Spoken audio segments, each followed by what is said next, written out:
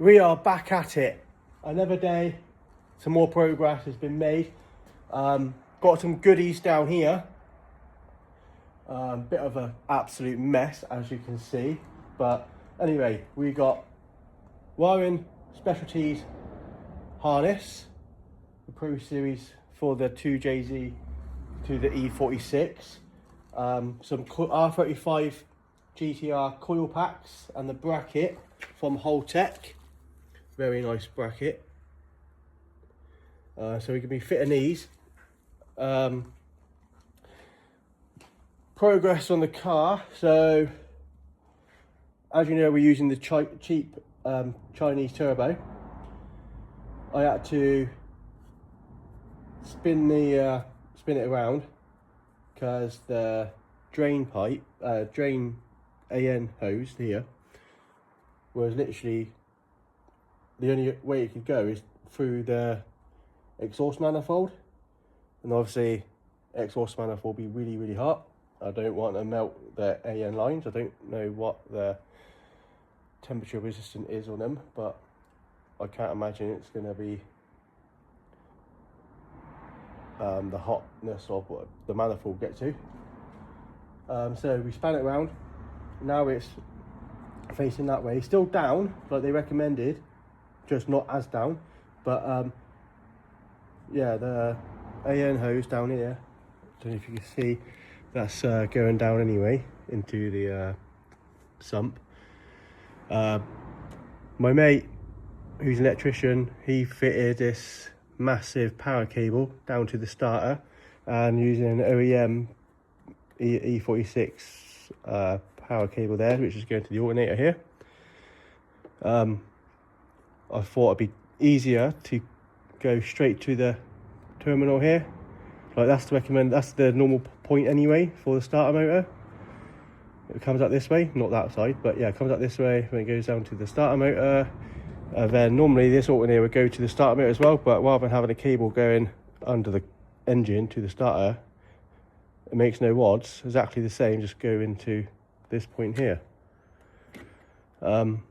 So yeah, that's where we are at the moment. All the fuel system's done. The throttle cable is also done. I made a little bracket there with my bodged up welding, getting a bit better. But yeah, that's nice and sturdy.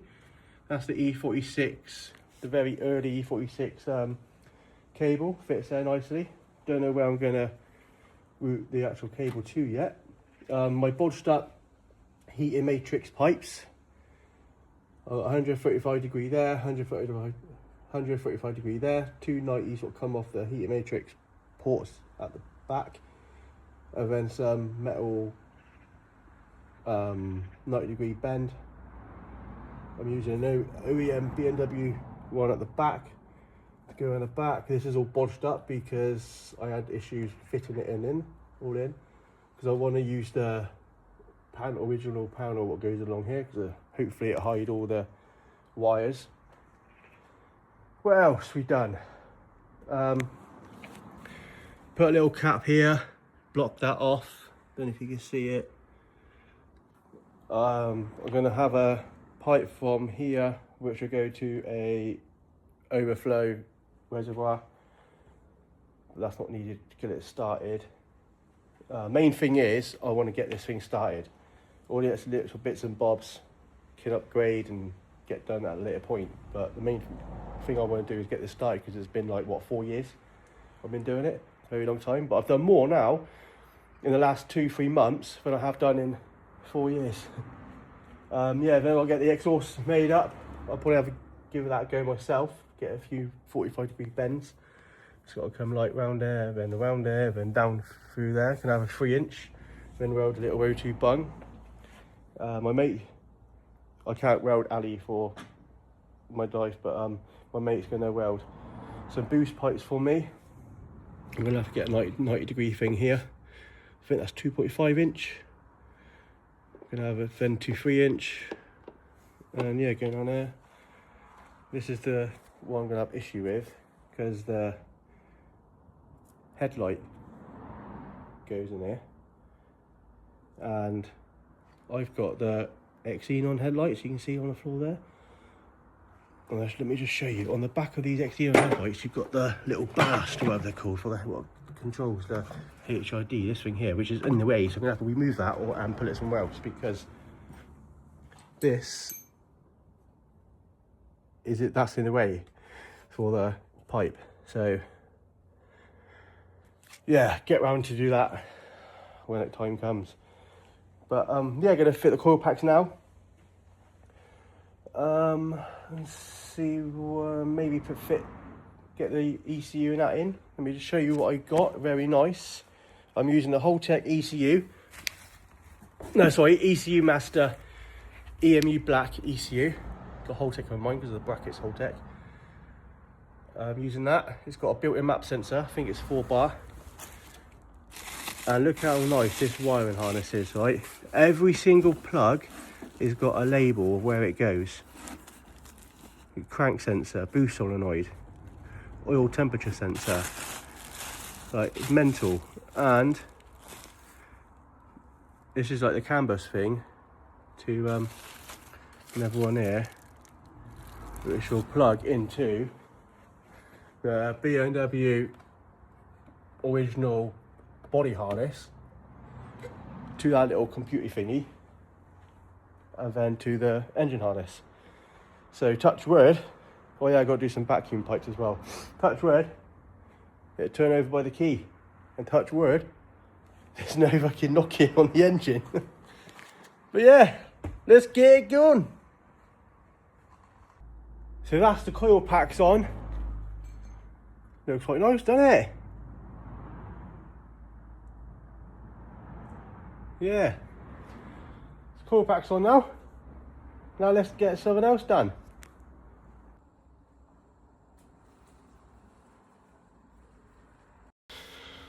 Starting the route of the wire harness. Tell you what, that's fucking fiddly. So far, I've got my ECU and that sitting here. So far, I've got the wire in, it going back down there. Coil packs are all on. That's for my coil packs, so that will go on there. My O2 sensor will go on the exhaust.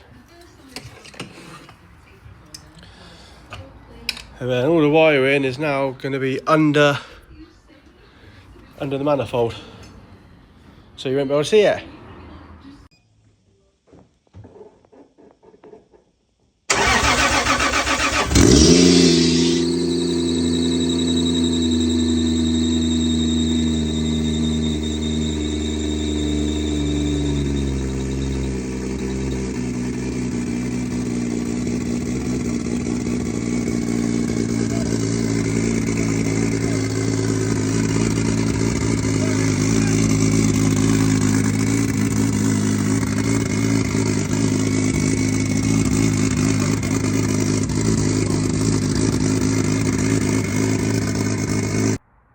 So we are back, and we have just fitted the boost pipes.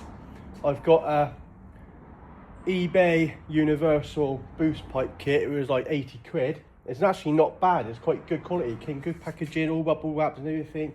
I think it was actually cheaper than 80 quid because I had one of these coupon things. It might be like 70 quid, £10 off, £10 coupon. But as you can see, I haven't even used all of it. I've had to cut some of the piping to get like the route in, but I'll just show you.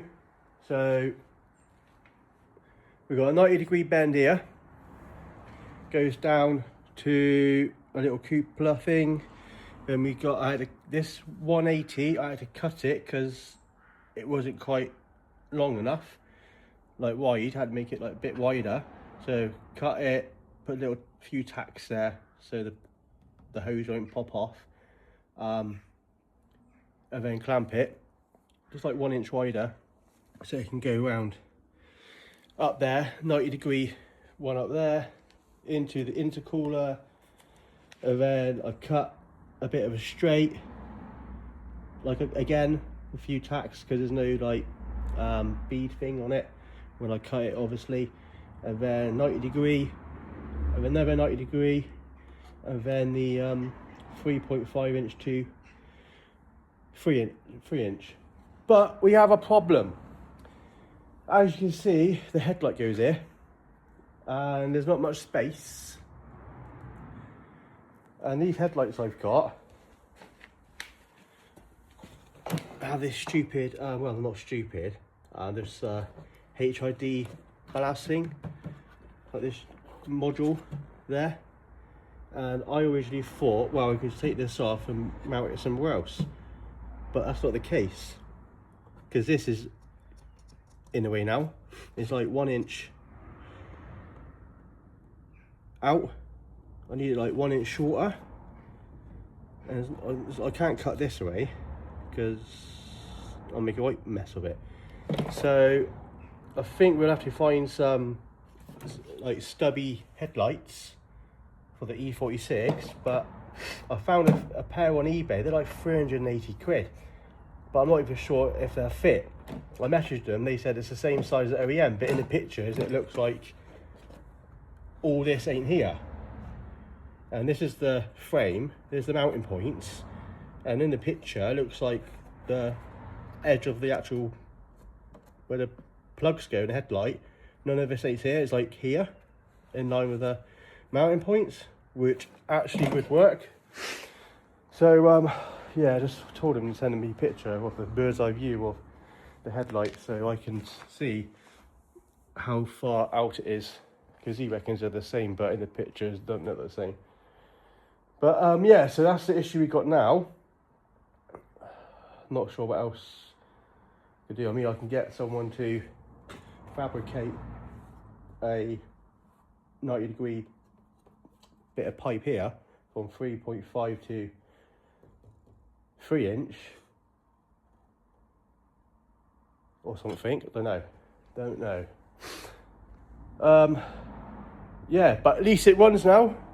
If you see at the end of the last video, there's a little clip, short little clip of it running. I was more focused of getting oil pressure up and everything. Fuel pressure, I was in my mindset of getting it running, so I didn't really do any proper videos. My mate was here, so he took a little clip of it running. The high lift cams sound absolutely insane. Got the exhaust on it, obviously, so that's another thing we've got to do. I had a rough estimated quote. It's like £1,500 for an exhaust system, and I've got to take the car there, and obviously it's not drivable, it's not on the road, so I'll have to get it trailered over there. And so you can buy the piping off eBay, mild stainless steel. It's like T306, is it, or 308 or 36? I can't remember, but yeah, mild steel, decent quality stuff. It's like 180 quid. So I might just give that a go myself. You know, then I can literally say I built this whole car myself, apart from the wiring harness. Wiring Specialties done that.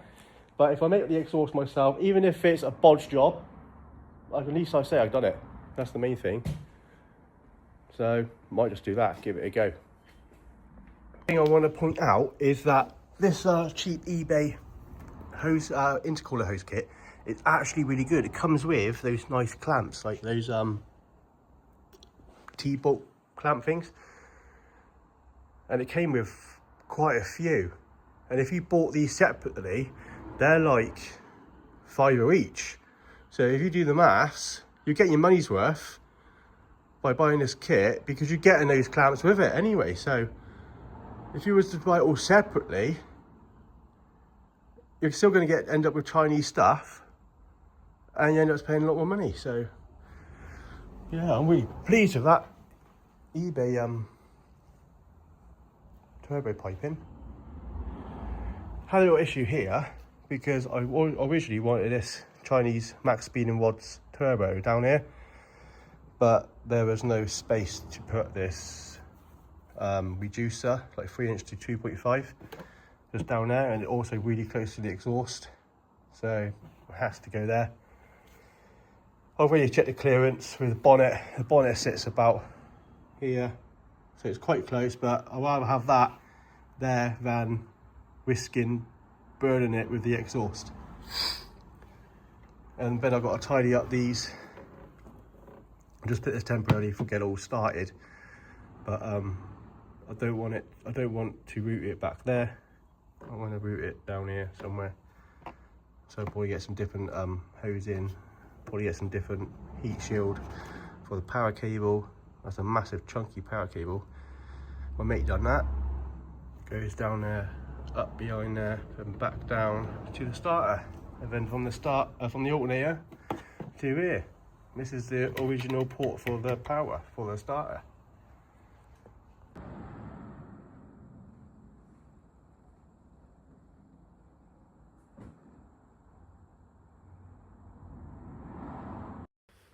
Right, I'm thought, fuck it, gonna change that VVTi cam gear because that's the original one that came off the engine when I bought it from the scrapyard. The only things I didn't replace is the VVTi gear, the VVTi solenoid, the crank sensor,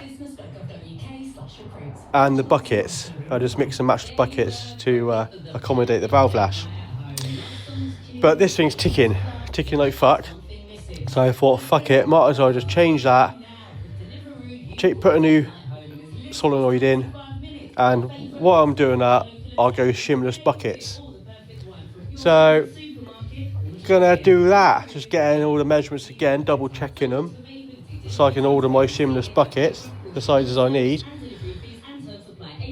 And I'll order that, and yeah. So it looks like it's not going to be ready before Christmas now. We're just going to make an exhaust now for the E46, and I've got a flex pipe for it. We've already, well, kind of made the exhaust, the back end. Let me just show you what it's going to look like a little bit, but it's going to be something like that. Kind of like a Supra style. I think it looks right. I mean, it's a very nice exhaust. Just cable tied at the moment up there to hold it up there. And it's pretty much straight pipe. Let me just show you. So now we've just got to make like an S-bend type of thing to go to my downpipe. But it's going to have like a flex pipe just there. So I'm just making that up now, cutting up some pipe, and on the downpipe it's going to be a sleeve, a join from the downpipe to the flex pipe. So it'd be like 3 pieces. You'll have a downpipe, then it'd be a join, probably a clamp. Don't know I probably just use a sleeve because this exhaust kit came with like these. So I did want to use V-bands. I probably will use V-bands later down the line, but for now, this will do. Yeah, so like I said, downpipe, then a little connection, then it'd be the flex pipe, little S-bend thing, little connection, then that massive straight pipe to the back box that I just shown you. So I just cutted this, because in that kit, it was like that. But I don't need all of that. What I need is this piece, like that, and then the flex pipe will go, I'll weld the flex pipe to this, and then it'd be going on a sleeve to the downpipe. So just cut that with the grinder. What I'm going to do now is just use this little edge deburr tool thing and just clean it all up around the edges. We have just made our little piece that I need. Use PVC tape to stick it as close as you can. Well, that's what I do anyway, because it's quite heat resistant. And then you can put some tacks. So I'll tack it there, take some more tape off, tack it there, and tack it on the back before I fully weld it. But yeah, you see this sleeve? Once I put some tacks in there, because I don't have any slots here at the moment, I'll just angle guide in some slots, then this will clamp onto my downpipe. And then need to see what measurement I need for this to cut it, weld the flex pipe onto this piece, and then that other piece I showed you just a minute ago onto there. So yeah. Not bad, is it?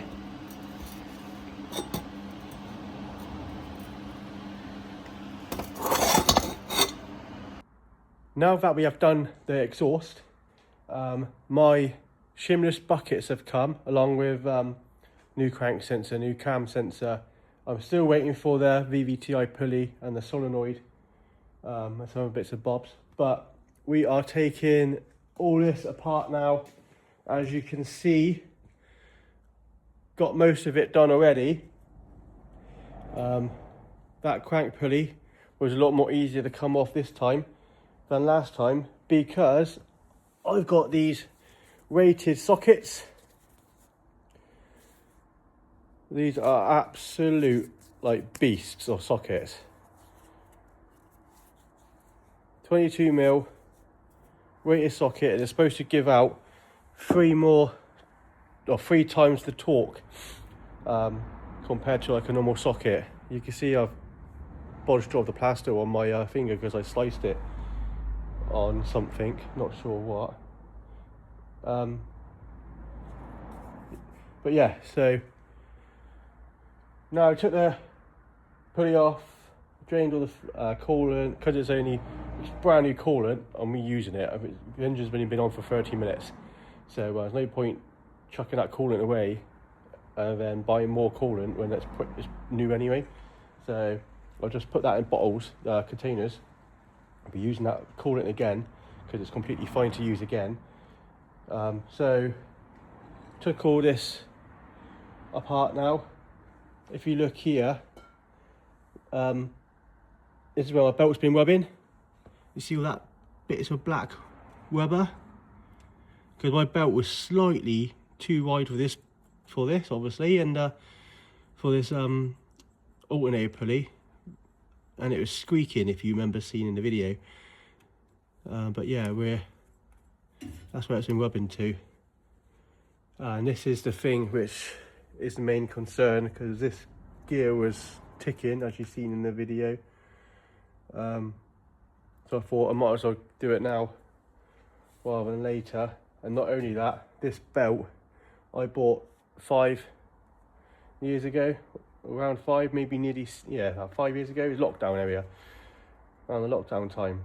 And that, you don't know how long it's been on the shelf. Bought it from a shop called JDM in England, down in the southwest. But yeah, like I said, you don't know how long this belt's been on the shelf for. And I think it's every 4 years, 60,000 miles on these, but you should change the belt. Well, it's 5 years old now, so even though the belt's brand new, hasn't been used, it's just like taking me so long to get this thing done. Better be safe than sorry. Change the belt. While I'm changing the belt, change the pulley, because this is something I haven't changed, along with the VVTi solenoid.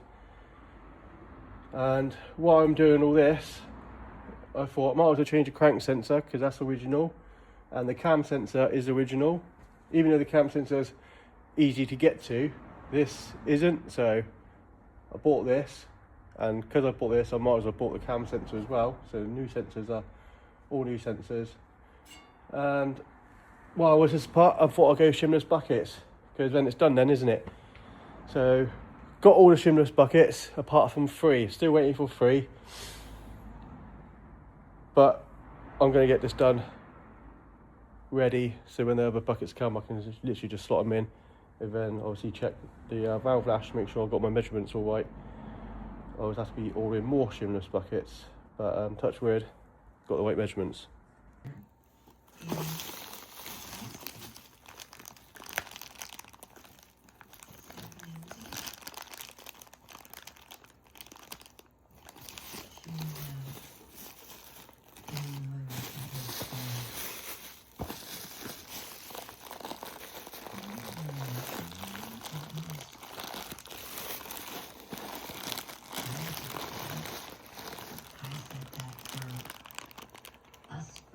Our family for the better.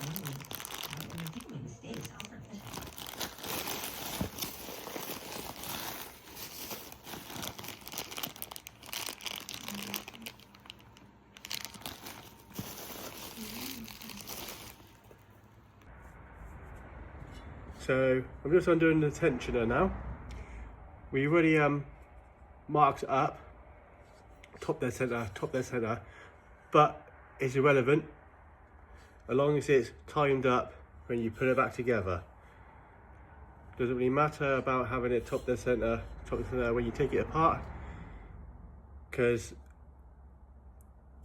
when it's all apart, I'll be spinning these cams around anyway to check the valve lash, and this can't be top dead center when you're checking the cams, when you're checking the valve lash, because you don't want the piston at the top, because when you're checking the valve lash, the valve's going to go down and it will hit the piston. So you've got to have it before top dead center. I think it's like 30 degrees or something. You just take the spark plug out and check. But at the moment, we're just taking it all apart, so it doesn't really matter too much. So just taking the tensioner off.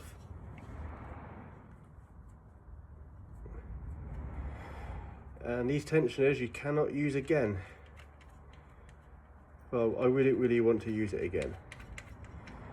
They come spring-loaded, pre-loaded when you buy them new. You fit them and take the pin out. And I don't have the pin anymore. So, I mean, for the sake of 40 quid, just get a new one. And I bought a brand new OEM Toyota tensioner. I think it was about £45, but that's from Japan, because in the UK they're like £90. And what I do is I put the bolts back in, that way I know where they are. So I have a habit of losing the bolts. I'm not losing them, just forgetting where I put them. But there's the tensioner, which is no good no more. Now we're going to take off the tensioner idler pulley. Then, see if you can see, take off the idler pulley, whatever it's called, and then the belt can come off. And then, well, the belt will come off now anyway, but I've got a new one of these as well. Then take the cams out.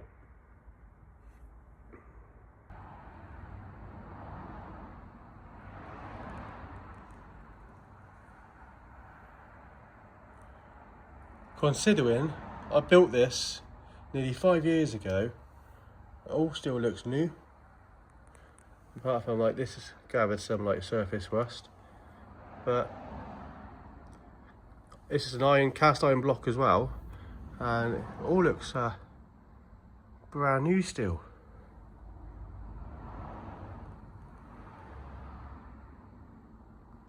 So we're at the stage now where we are fitting the shimless buckets. I've got the cams and everything out, as you can see. And I'm just hoping my measurements are all right, but we've got my little sheet here with all the measurements I need, like valve 1, exhaust, front engine. We've got valve 1 all the way to 12.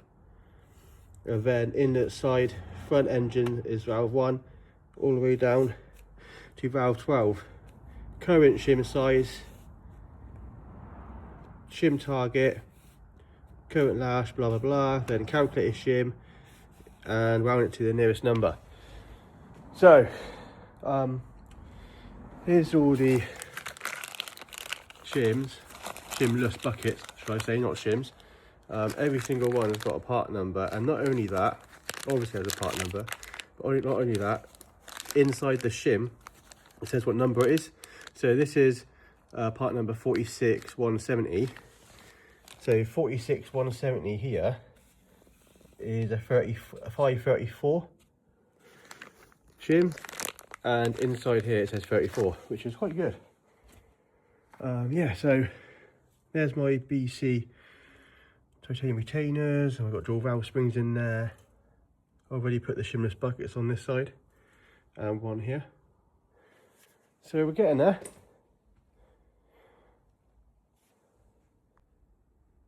So the next one I need now for valve 2 on the inlet side. I need a 46 200, which is a 40 540. So this is it, and then inside there, don't know if you can see it on the camera,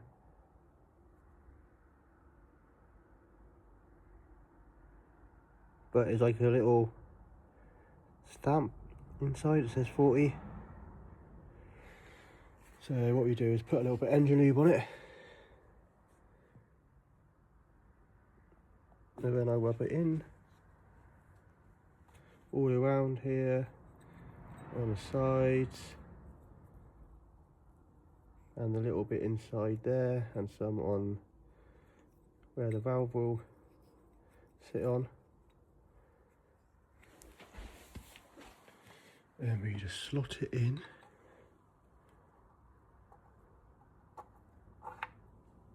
Number 2.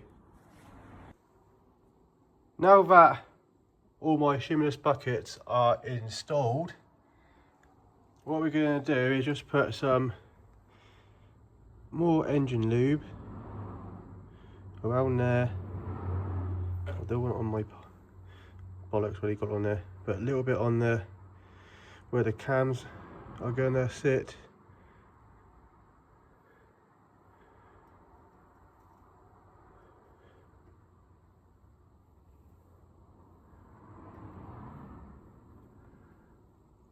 And then do the same on the other side.